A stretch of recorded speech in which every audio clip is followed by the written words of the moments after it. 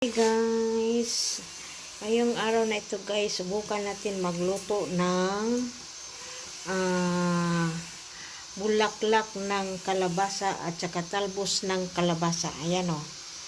Ayan, talbos siya ng kalabasa. Tapos may kalabasa pa siya. Ayan, lagyan natin ng ibang gulay para marami-rami.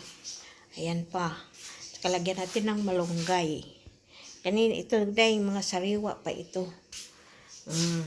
Ayan o. Lagyan natin ng kaunting baboy. Ayan. Ayan na o. Gigisa lang natin yan.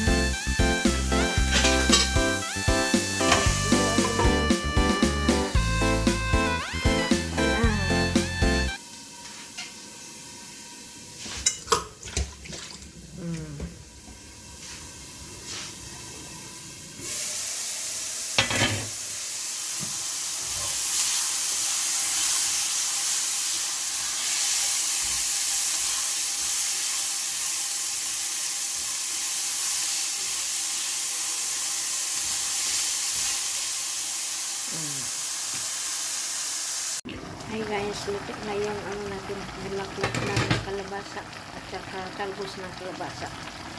Ayan guys. Tayo na natin. Okay. Ayan. Thank you for watching.